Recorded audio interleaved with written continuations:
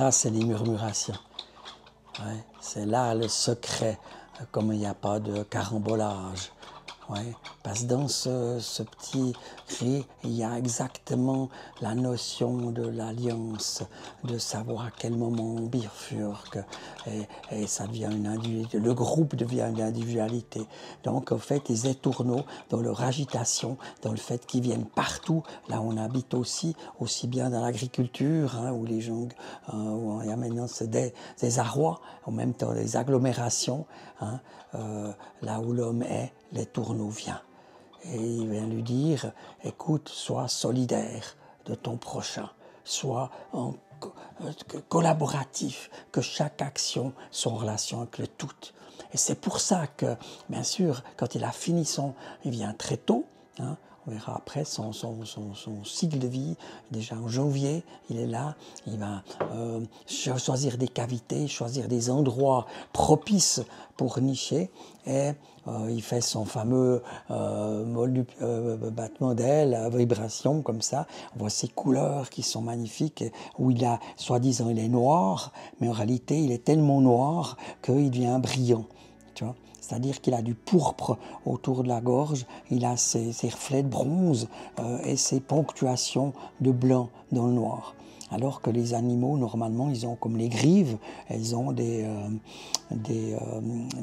taches noires sur un pelage blanc, sur le ventre blanc. Donc, il se rapproche là de la pie, hein, bien que ce soit une autre famille, ou des grands corbeaux qui sont tellement noirs, qui sont bleus, qui deviennent cobalt, bleu cobalt. Donc, la couleur du céleste, donc plus noir que noir, puis on arrive dans cette œuvre alchimique, qu'on les pique comme le pic et pêche, où il y a le noir, le blanc et le rouge. Voilà. Tu disais, Christophe, avant de démarrer cet entretien, que tu allais être probablement inspiré par l'énergie, par l'âme de l'étourneau, puisque c'est grâce à l'étourneau qu'on se rencontre aujourd'hui, parce que je suis fascinée par le message et le vol des étourneaux. Tu vas nous en dire encore un peu plus. Et tu disais que tu allais te laisser habiter par l'âme des étourneaux, et que ça allait générer peut-être une certaine agitation, parce que les étourneaux sont dans une forme de vivacité énergétique, dynamique. Voilà, exactement. Donc, ils prennent toutes les bribes, tout ce qui est un peu, on dirait, j'aime pas dire les déchets, mais tout ce qui exude de nos activités.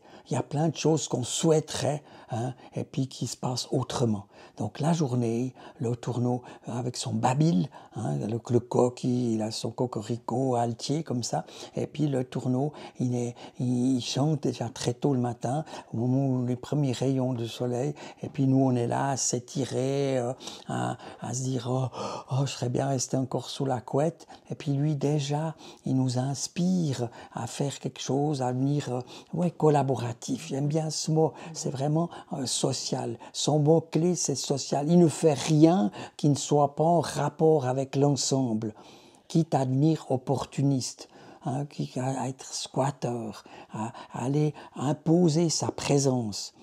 Et puis des fois c'est bien, c'est une stimulation, mais dans le silence, il y a la gratitude, il y a une forme de ce don de soi, cette paix dont on a aussi très envie. Alors lui, il nous dit, maintenant tu peux choisir, tu vois, tu peux aller dans le noir, tu peux aller dans l'absolu, dans cette fécondité de ta pensée, quoi.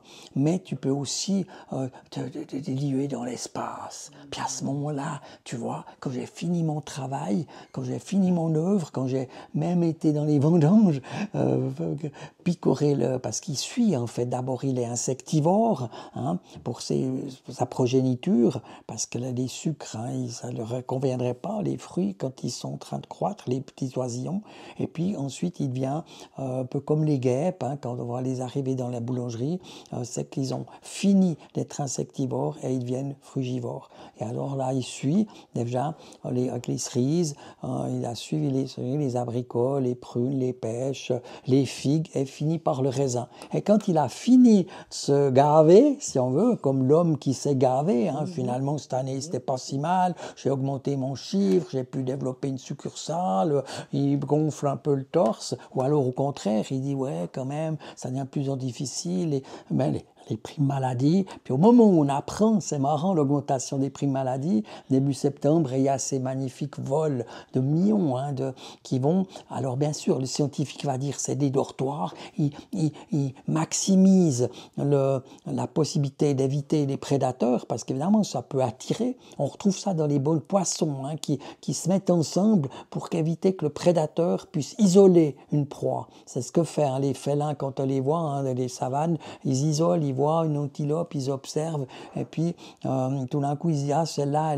ils vont l'isoler du troupeau. » Et là, l'idée de se mettre ensemble, scientifiquement, c'est on recrée un individu. Donc le prédateur se dit « Ouh là là », notamment les faucons, qui a son vol, le pèlerin, eh bien, ou l'épervier, il va se dire « Ouh là là, c'est trop grand pour moi. J'arrive pas à isoler parce qu'il y a une solidarité dans le mouvement. » En fait, il reflète tout ce que la société a oublié de soutenir. En fait, c'est un peu les personnes c'est pas vraiment des mendiants parce qu'ils savent toujours se débrouiller, mais c'est quand même quelqu'un qu'on ne met pas sur un piédestal. On le met par rapport aux autres oiseaux. On dit plutôt il a mauvaise presse. Tu vois, parce que justement, on doit lui mettre des filets, parce qu'il vient en bande, tu vois. C'est un peu comme ces petits larcins, quoi, ces garnements, voilà. Donc, on ne sait pas trop. Ils sont ados, ils n'ont pas encore vraiment le format d'un casseur, mais ils dérangent, quoi. Est-ce que les étourneaux ont une âme collective? Et qui coordonne ces vols absolument fascinants des étourneaux? Alors, ce qui est intéressant, c'est qu'il n'y a pas de chef. Contrairement aux cigognes, aux grues, on voit passer les grues ces temps, il y a toujours un individu qui dirige, qui dit, voilà, maintenant c'est le moment de partir, tu vois. Tandis que chez les éléphants, partout, il y a un leader, les loups, on parle du loup alpha ces derniers temps avec les meutes, et alors que les tourneaux, il y a un comportement grégaire. On appelle ça grégaire, c'est-à-dire que chacun a les mêmes chances. Et c'est ça qui fait que, comme chacun a les mêmes chances, et puis comme il est taillé, un peu comme nos premiers avions militaires, les Venons, qui avaient des ailes très courtes comme ça, très mobiles comme ça, ils n'avaient pas encore tous Ausrüstung, il est simple, il n'a pas besoin de grandes serres, de trucs, il a juste un bec jaune, pour montrer qu'il a quand même une espèce de soleil, quelque chose, il n'est pas tout noir comme le corbeau, la corneille et le corbeau, donc le jaune le donne quand même une idée d'une étincelance. Donc il a quand même un mouvement qui va dans une direction de salut. Ça c'est clair. Alors du coup, si on met ça ensemble, taillé dans une forme où il peut facilement diriger le mouvement, chacun a les capacités, c'est comme un ballet en fait, comme un ballet, vous n'allez pas dire ce danseur il était moins bon que celui-là, c'est l'ensemble, la chorégraphie qui fait que ça réussit ou pas. Mais comment ils font pour ne pas se collisionner? Alors justement, ils mettent en scène l'individu. Cet individu, ça devient une identité.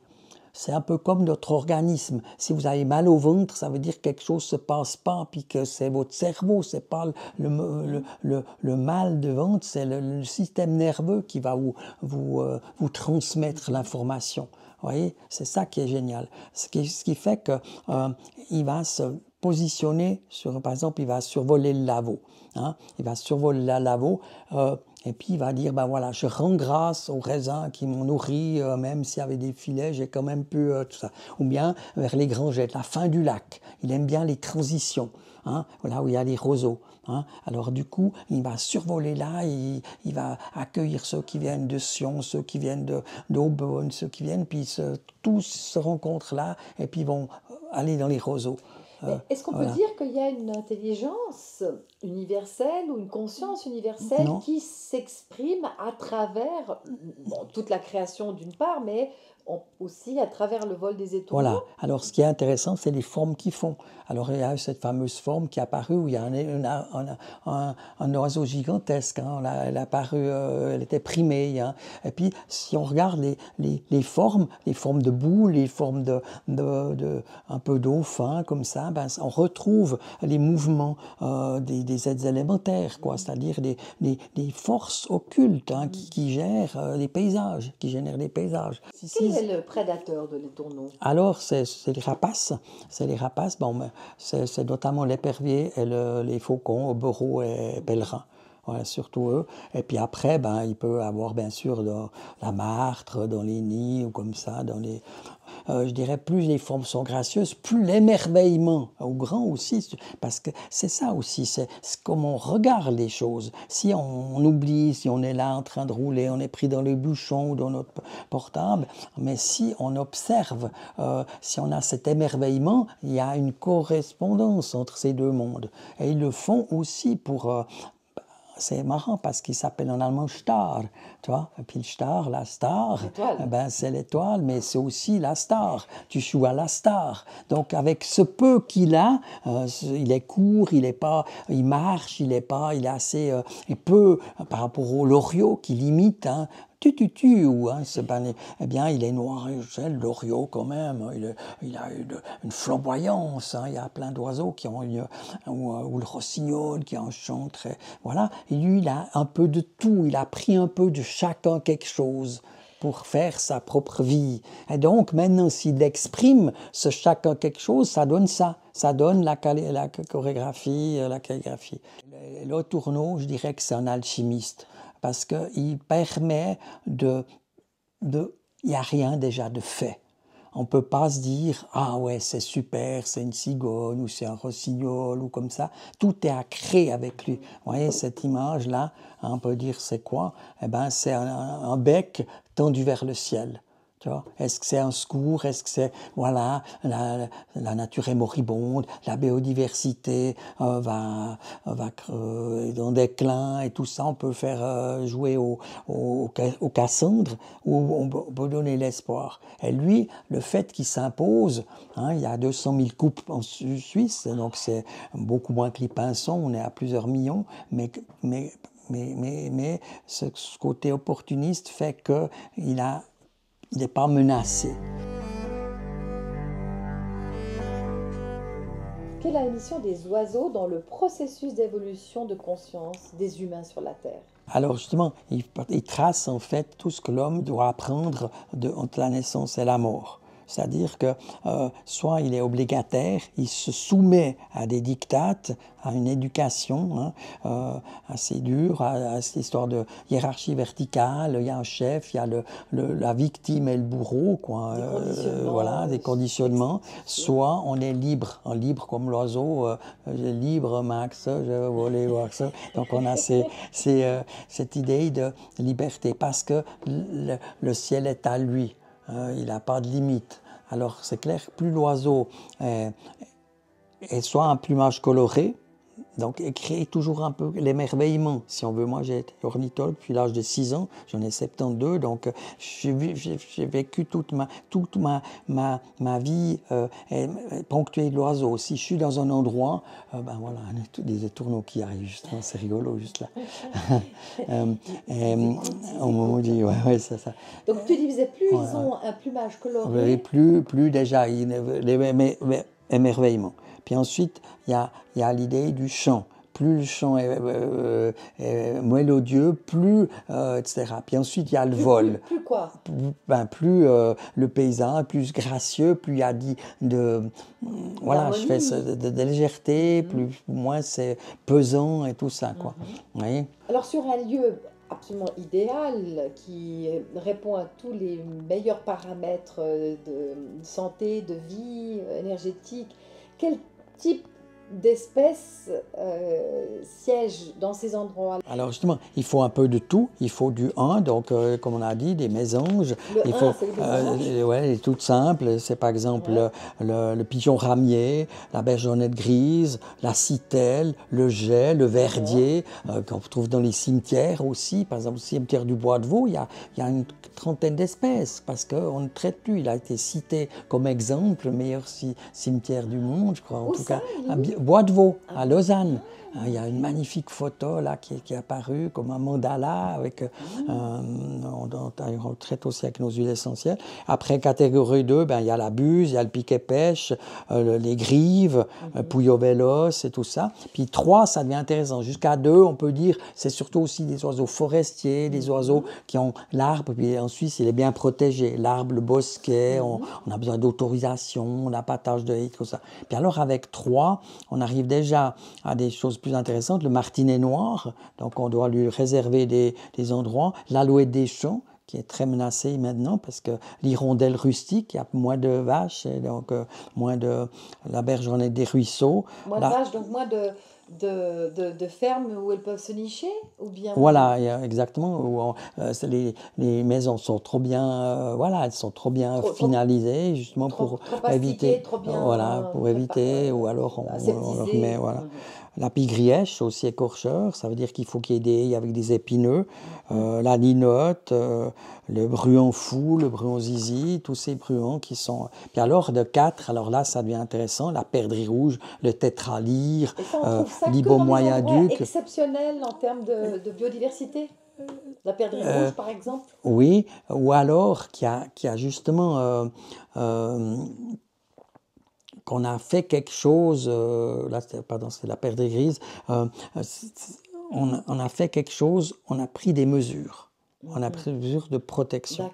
Par exemple, les hiboux moyen-duc, il doit avoir à la fois des terrains ouverts, des terrains fermés, donc bosquet en même temps. Donc ça veut dire aussi des proies, ça veut dire aussi un nid où il peut se protéger. Donc des corvidés qui ont fait le nid parce qu'il ne le construit pas lui-même. Donc le fait qu'il soit présent, ça agit sur un nombre de paramètres qui évite qu'on doit faire une analyse de sol, une analyse d'eau, une analyse de... Tu vois, parce qu'en fait, le fait qu'il soit présent signifie qu'il se trouve au sommet d'une chaîne qui fait qu'en dessous de lui, il y a une harmonie.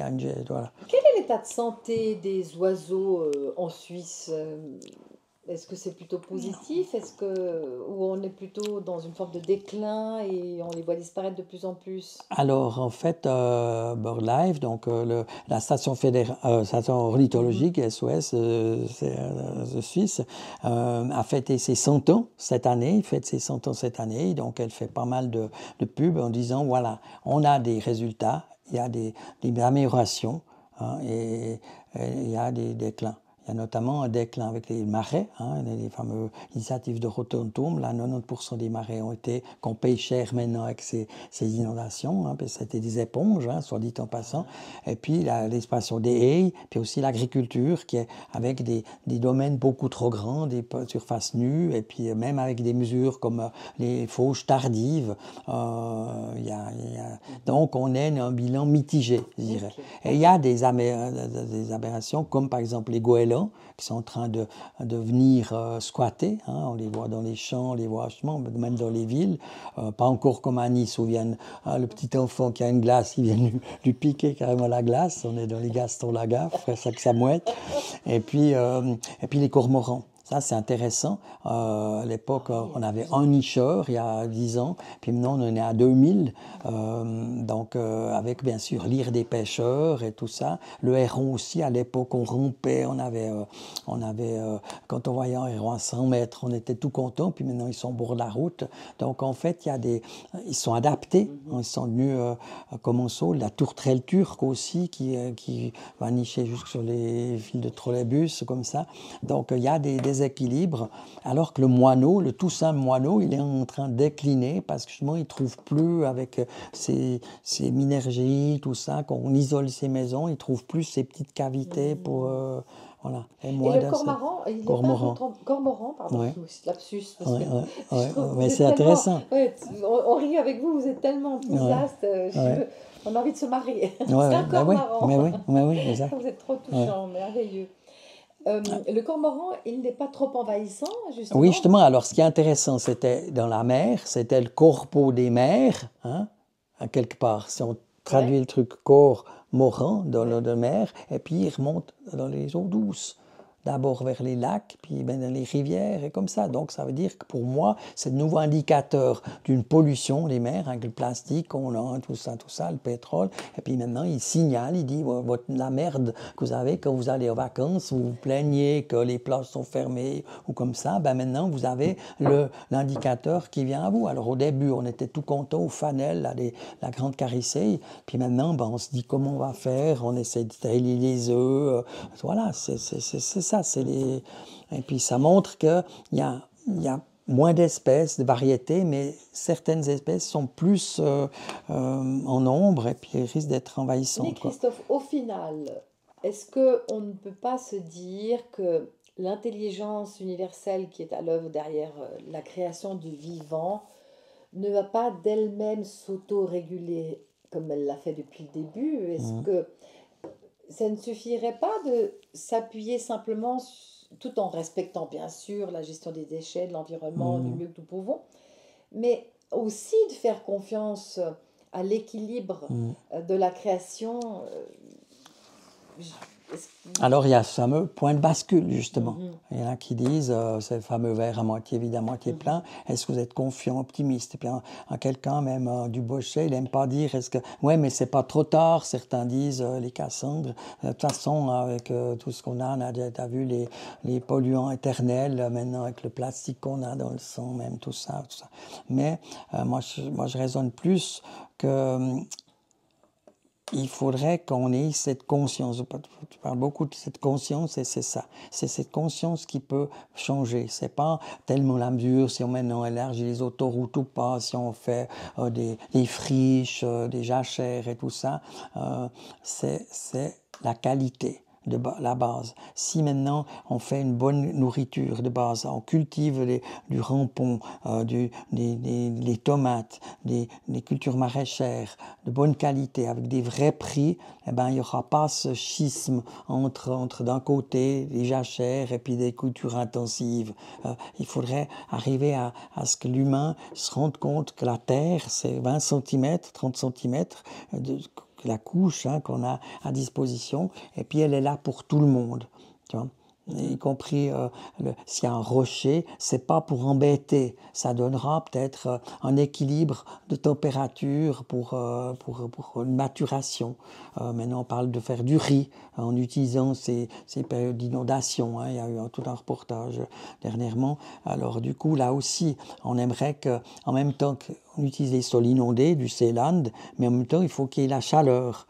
Voilà, parce qu'il faut les deux, il faut qu'il y ait un climat tropical en même temps.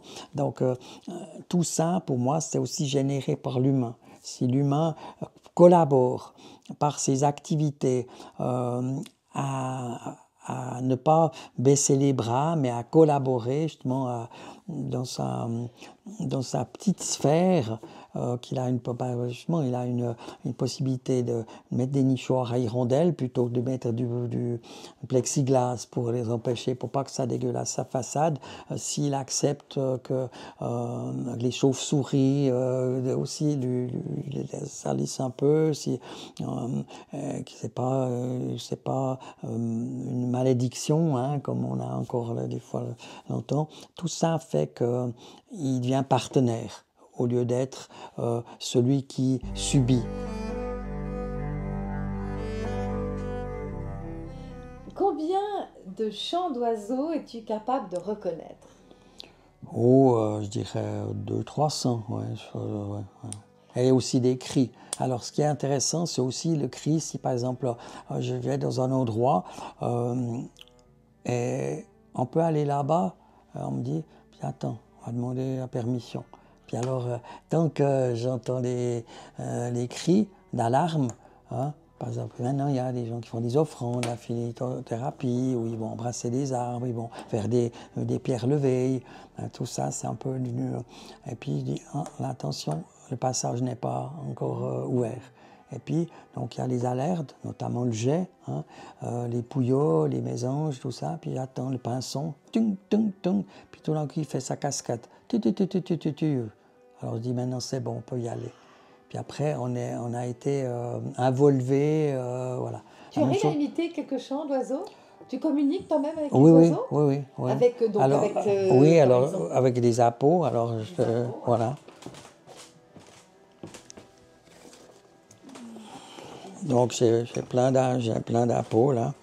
Voilà, Oh, j'en ai toute une série, là. Voilà. Vous voyez, ça, c'est... Donc, je me balade l'été quand je fais des sorties oiseaux, par exemple. là. Oh, Voilà. tu veux Voilà. bien en Oui, jouer oui. quelques-uns? Oui, oui. Merci, Alors, merci. ça, c'est rouge-gorge. Ça, c'est la fauvette. Ou l'alouette.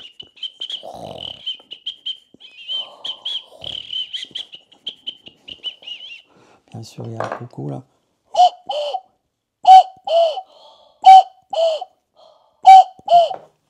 Le moineau.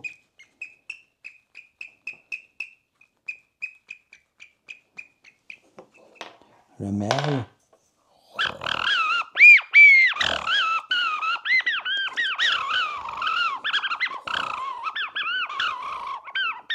La citelle.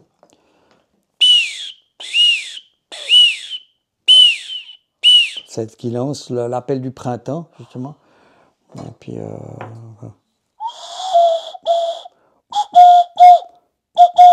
ça, c'est la huppe.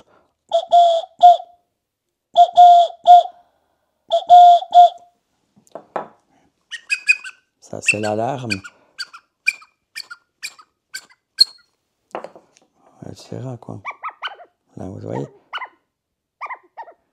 La foulque. Voilà. Le moyen-duc. Attends.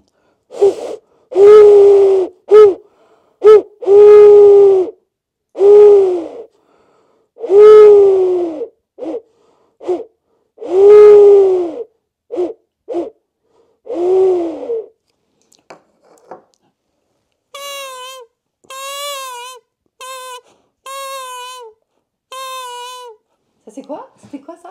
Ça, c'est un canard. Ou une chouette chevêche aussi.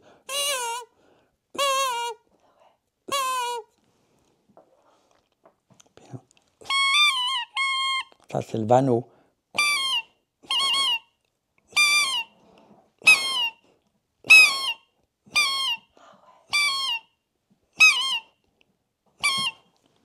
Voilà. Merveilleux. Merveilleux. Et j'ai lu quelque part, Christophe, que quand on se promène en forêt et qu'on se laisse baigner par les chants des oiseaux, ça nous, ça a un effet guérisseur ou purifiant. Quel est l'impact ou l'effet des chants d'oiseaux sur l'âme humaine? Eh ben, c'est exactement ça, c'est l'âme, c'est le corps astral, hein, si on veut, l'oiseau. Hein, donc, il y a l'éthérique, puis le fait que l'oiseau aille dans le monde de l'air, c'est l'équivalent chez nous du monde astral, c'est-à-dire l'âme, les sentiments.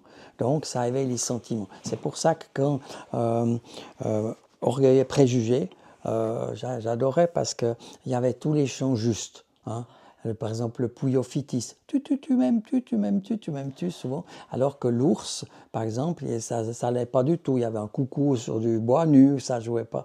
Donc, ça accompagne, si on veut, un bon film qui est dans la nature, les Romères aussi, comme ça, c'est contes d'automne, contes d'automne, comme ça, où le chant, et ça accompagne l'âme. Alors c'est clair, si maintenant tu viens d'avoir une mauvaise nouvelle, tu seras sensible à des martèlements, à des sons rauques, hein, et puis parce que ça, c'est l'expression de ton âme.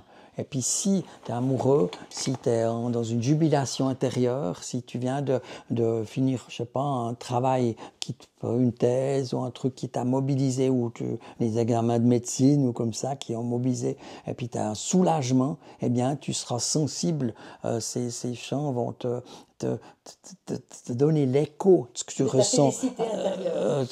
Exactement, de ta félicité intérieure. Ouais. J'ai toujours un souvenir où j'étais sorti justement d'oiseaux et c'était dans un beau domaine, dans le Luberon. Et puis il y avait plein d'oiseaux et tout d'un coup tout s'arrêtait. Donc on se lève, c'était vers 5 heures du matin, avant le lever du soleil, s'arrêtait. Puis là, j'ai senti, ça me fait encore maintenant, j'ai senti une espèce d'effroi. Je me dis, ah, il doit s'être passé quelque chose dans le monde, tu vois, comme ça. Et puis, un peu plus tard, on apprenait qu'il y avait ce tremblement de terre en Chine qui avait 50 000 morts. C'était ce jour-là, quoi. Voilà. Donc, ils sont capables de nous donner à l'avance. Maintenant, on parle beaucoup du frelon asiatique, on a parlé des néonicotinoïdes et tout ça. Justement, c'était une de mes questions. À l'époque, il y avait des spécialistes qui arrivaient à interpréter le vol ou le chant des oiseaux pour faire des prédictions, Ouais. et voire même des prophéties. Est-ce que c'est possible aujourd'hui, selon toi? Alors oui, tu viens de l'expliquer, que ça peut annoncer un tremblement de terre, un tsunami ou une catastrophe naturelle. Euh, Qu'est-ce que tu connais comme autre histoire de prédiction et à travers des comportements d'oiseaux? Alors, ben, il y a les fameux vagues de froid. Hein, quand il y a par exemple les pinsons du nord qui arrivent, on sait qu'il y aura bientôt une vague de froid. Hein, donc, j'en ai entendu un l'autre jour. Donc, il y a peut-être dans le nord déjà maintenant il y a les grues aussi qui descendent, hein, qui sont descendues un peu plus tôt de Scandinavie. Il y a les jaseurs boréaux aussi qui sont proches de la famille des étourneaux qui peuvent aussi signaler voilà, des fuites un peu à l'avance de ce qui va au niveau météo, quoi. Ça, c'est une chose. Et puis, alors, on peut, bien sûr, prévoir des dérèglements climatiques parce qu'il y a par exemple, les papillons qui sont plus vite adultes, les chenilles sont... Alors qu'au moment où les migrateurs arrivent d'Afrique, la nourriture qu'ils avaient d'habitude est déjà finie. Et puis, du coup, il y a des interférences qui ne sont plus possibles. Et du coup, ça risque de poser des problèmes. Après, il y a aussi par exemple, les cigognes ne vont plus forcément en Afrique, on ne traverse plus le Sahara, elles restent en Espagne. Donc, il y a des comportements comme ça qui montrent que, comme pour le cormoran, on a gentiment un dérèglement qui se fait. Mais qui n'a rien à voir avec le réchauffement climatique en Non, lien non, avec le non, CO2, on est non, non, non, non. d'accord.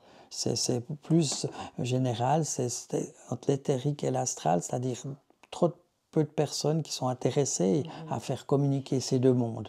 C'est ce qu'on appelle ce C'est monde ça le invisible. vrai Voilà. dérèglement. Ouais. C'est cette absence de Ouais. communication de l'homme Ouais. entre sa réalité physique et spirituelle. Ouais, exactement. Exactement. Mais On saurait ça, c'est mieux dire. mon avis. Ben On oui. nous détourne de cette prise de Voilà. conscience à travers des fausses problématiques Ouais. comme cette soi-disant corrélation entre le CO2 et le réchauffement climatique, alors qu'il semblerait que c'est C'est avant une tout un part. phénomène Ouais. cyclique Ouais. de la Oui, planète. c'est une partie, mais c'est pas c'est est un constructeur, le carbone.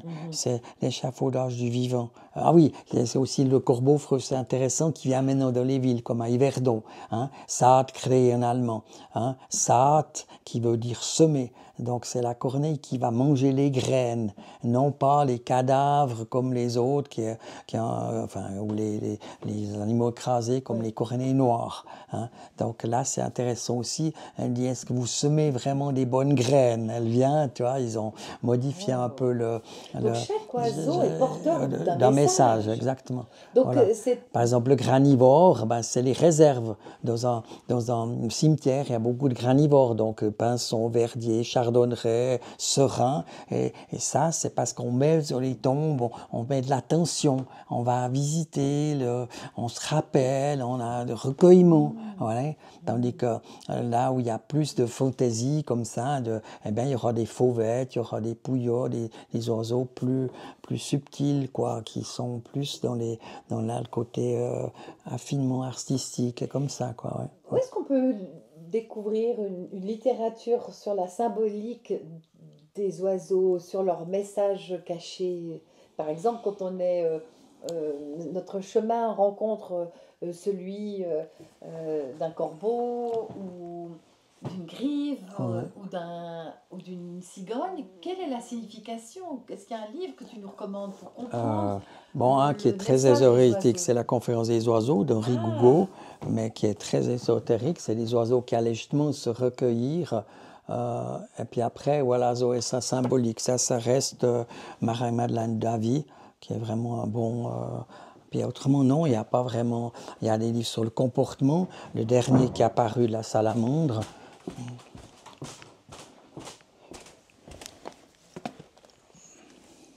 Parce que souvent, c'est des inventaires qui apparaissent, et celui-là, c'est vraiment le dernier voilà. qui est apparu, comportement. Mais de Les là, oiseaux d'Europe. Mais ça, c'est voilà. que scientifique. Il n'y a pas forcément Si, la oui, oui, partie il y a quand même un peu, spirituelle. Il y a un peu il y a un de peu, philosophie. pas vraiment, mais on peut en déduire, Ouais, disons, dans le comportement des éléments, mais voilà. Puis il y d'accord. a le livre que je devrais écrire encore.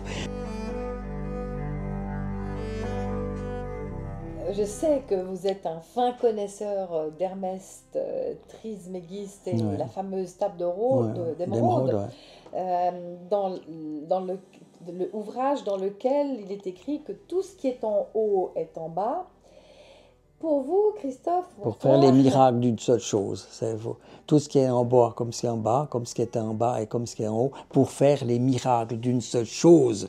Et c'est ça la réponse, pour faire les miracles d'une seule chose. Tu vois? C'est-à-dire il y a quelque chose d'unique, il y a une source. Et puis cette source est diversifiée pour nous la rendre compréhensible, parce que c'est impossible, même en étant zen, d'arriver à la source. Donc on a des moyens qui vont nous conduire. Puis ça, on arrive à l'aigle, on arrive au condor, et puis vous avez ce message que quand l'aigle et le condor voleront ensemble, la paix sera dans le monde. rien à ajouter. C'est merveilleux. Vous y croyez à cette paix, Ah ouais, Christophe? j'y crois.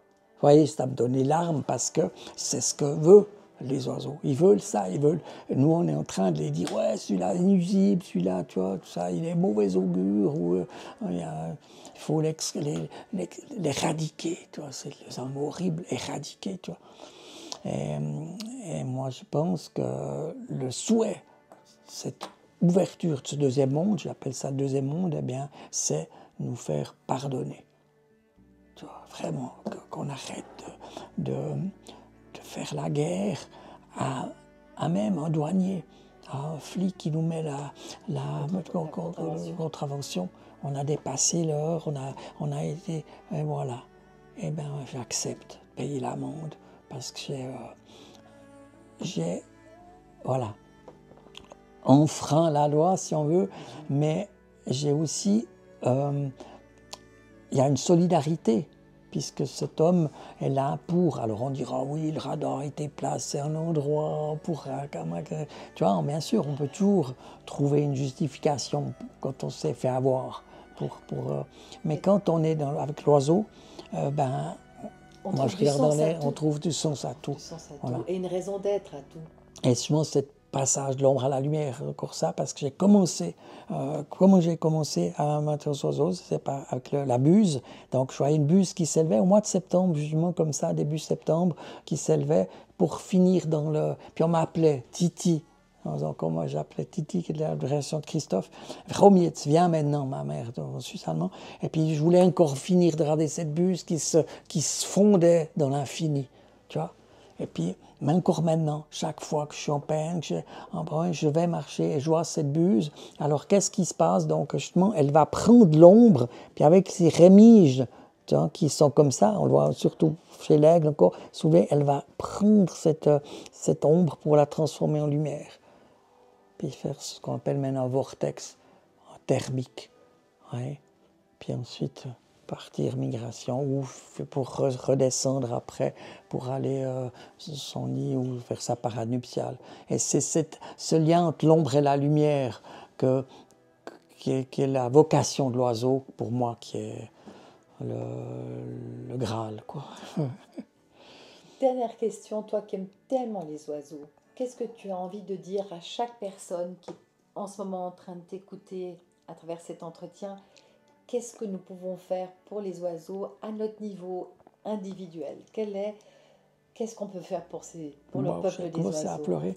La réponse me vient, accueille le plus humble de lui, d'entre lui, comme le rouge-gorge qui chante encore maintenant en novembre, qui a besoin de quelques mètres carrés seulement dans un jardin de broussailles, et fais-lui une place dans ton arbre.